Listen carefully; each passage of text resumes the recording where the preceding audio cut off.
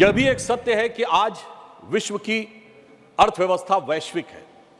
आज कोविड के समाप्त होने के बाद और विश्व के कुछ हिस्सों में युद्ध के कारण वैश्विक अर्थव्यवस्था की जो स्थिति है, चूंकि आज स्वाभाविक रूप से कोई देश ये नहीं कह सकता कि हमारे ऊपर कोई प्रभाव नहीं पड़ता, कुछ भी दुनिया में होता रहे। मेरे विचार से उस संदर्भ में हम भारत की अर्थव्यवस्था के बारे में विचार करेंगे तो हमें अधिक बेहतर और सार्थक पक्ष नजर आएगा। मैं अपने सम्मानित सदस्यों का ध्यान आकर्षित करना चाहता हूं कि इस समय जो ग्रोथ रेट अवेलेबल है, जिसका सोर्स है IMF वर्ल्ड इकोनॉमिक फोरम अक्टूबर 2013।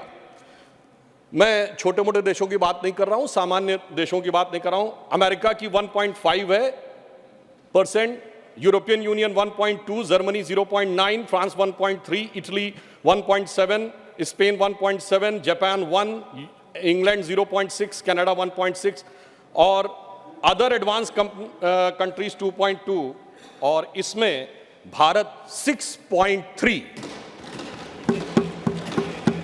अब ये अक्टूबर 2023 का है और इतना ही नहीं मान्यवर, चुनौतियां कितनी बड़ी हैं इससे समझना चाहिए कि अमेरिका में सिलिकॉन वैली बैंक और सिग्नेचर बैंक, दो बड़े बैंक डिफॉल्टर हो गए।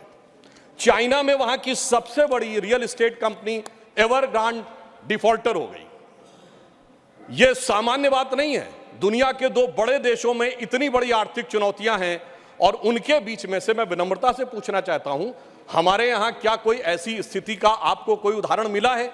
यह दर्शाता है कि इन विपरीत परिस्थितियों में हम किस प्रकार से आगे जा रहे हैं। अभी माननीय डेरेक ओब्रायन जी ने जो बात कही थी मनरेगा के संदर्भ में, तो मैं ये भी जरूर स्मरण कराना चाहता हूं कि भारत सरकार ने जो जानकारियां मांगी थी वो भी किस रूप में पश्चिम बंगाल की सरकार ने दी है वो भी सामने आ जाता तो और भी बेहतर था। अब मैं ये बताना चाहता हूं कि भारत के बारे में जब अगर IMF ने कहा है कि इंडिया की प्रोजेक्टेड ग्रोथ रेट 11.5% होगी, चाइना की 8% हो सकती है, US की 5.1, ये वर्ल्ड इकोनॉमी को लीड करेंगे। अर्थात अब हम वर्ल्ड इकोनॉमी के लीडर के रूप में उभर कर सामने आते जा रहे हैं। और ये क्यों हुआ है? ये इसलिए हुआ है कि माननीय प्रधानमंत्री श्री नरेंद्र मोदी जी ने पिछले 9 वर्षों में जिस प्रकार की व्यवस्थित नीतियां बनाई हैं। मुझे स्मरण है कि जब जनधन अकाउंट खोलने की बात आई थी तो उस समय बहुत से अधिकारी वर्ग और व्यवस्था का वर्ग ये मानने को तैयारी नहीं था कि इतने जनधन अकाउंट खोले जा सकते हैं। आज 50 करोड़ से अधिक जनधन अकाउंट हैं और जिसमें सिर्फ धनवान लोगों के नहीं हैं, सामान्य लोगों के भी अकाउंट हैं, जिसमें डिपॉजिट अगर देखा जाए तो 51.5% ऑफ द फाइनेंशियल सेविंग है, PF में 26% की फाइनेंशियल सेविंग है, इंश्योरेंस में 17% की फाइनेंशियल सेविंग है। अर्थात हमारा 94.8% सेविंग बिल्कुल सेफ सेक्टर में है। इस बात पे मुझे याद आता है मान्यवर 2013 में मैं अमेरिका के दौरे पे गया था। तत्कालीन भाजपा के राष्ट्रीय अध्यक्ष और वर्तमान रक्षा मंत्री राजनाथ सिंह जी के नेतृत्व में एक प्रतिनिधिमंडल में भारत को लेकर एक बड़ा ग्लूमी एटमॉस्फेयर था। वहां पे लोग कहते थे the success story of India is over, मगर हम लोगों ने उन्हें आश्वस्त किया था The success story of India is not over. Success story of India is waiting for Modi ji to come into power. और आज अगर हम देखें तो वो साफ दिखाई पड़ रहा है। और मैं ये भी बताना चाहता हूं कि ये केवल ऐसे नहीं हो रहा है। यदि हम इन आंकड़ों को गंभीरता से देखें तो पिछले समय के मुकाबले में अगर हमारे एक्टिव मोबाइल कनेक्शन जो पहले 93 करोड़ थे वो 110 करोड़ हुए हैं, तो मानी हुई बात है, इसमें बढ़ोतरी हुई है। अब यहां पर महत्वपूर्ण बात क्या है? पहले हम मोबाइल हैंडसेट का इंपोर्ट 78% करते थे मोबाइल हैंडसेट का, अब 4% करते हैं। तो क्या ऐसा तो नहीं है कि अगर हम 4%, इसका मतलब हमारी कितनी इसमें फॉरेन की वैल्यू बची है? मोबाइल फोन एक्सपोर्ट में हम पहले 1500 करोड़ के आसपास थे, आज 90,000 करोड़ रुपए के आसपास हैं। अगर हम नंबर ऑफ ऑटोमोबाइल सेल देखें तो मैं ये भी विनम्रता से ध्यान दिलाना चाहता हूं, अब ये सर्वेक्षण भारत सरकार का नहीं है कि ऑटोमोबाइल मैन्युफैक्चरिंग में, ऑटोमोबाइल की होल्डिंग में हम दुनिया के तीसरे नंबर के देश बने हैं। 7.5 करोड़ परिवार भारत में ऐसे हैं जिनके पास कोई ना कोई एक ऑटोमोबाइल जरूर है, चाहे 2 व्हीलर हो या 4 व्हीलर हो। तो मानी बात है वो 7.5 करोड़ कोई धनाढ्य करोड़पति अरबपति नहीं है। ये इक्विटेबल डिस्ट्रीब्यूशन ऑफ वेल्थ का जो प्रयास प्रधानमंत्री मोदी जी के नेतृत्व में हुआ है, ये उसका प्रमाण है। अब मैं ये भी बता देना चाहता हूं कि पहली बार ऐसा हुआ है कि एशिया की इकोनॉमी कौन राइज करेगा, इसके बारे में यह कहा जा रहा है कि अब वो चाइना से शिफ्ट होकर भारत एशिया की इकोनॉमी का इंजन बन के उभरेगा।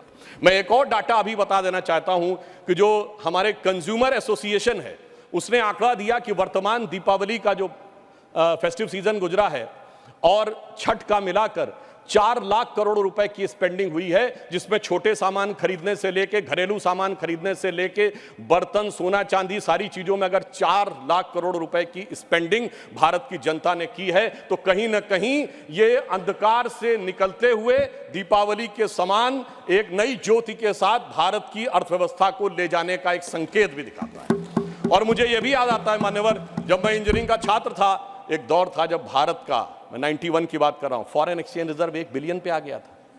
2-2 बार रुपये का डिवैल्यूएशन हुआ था, सोना गिरवी रखा गया था। लोगों को याद होगा जुलाई अगस्त की बात, तो एक 91 की दिवाली थी, एक वो भी दिवाली थी जब उजड़ा हुआ गुलशन था, रोता हुआ माली था। एक ये भी दिवाली है जब महका हुआ गुलशन है और ज्योत निराली है, एक वो भी दिवाली थी, एक ये भी दिवाली है।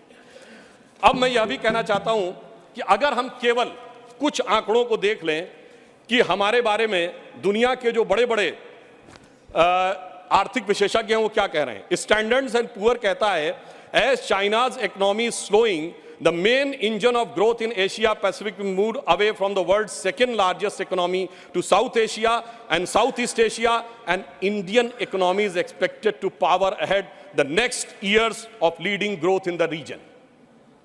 मॉर्गन स्टैनली अपनी रिपोर्ट में कहता है, जो पहले कहता था, the famous Morgan Stanley report in January 2014, जिसमें उसने कहा था कि India has fallen into fragile 5।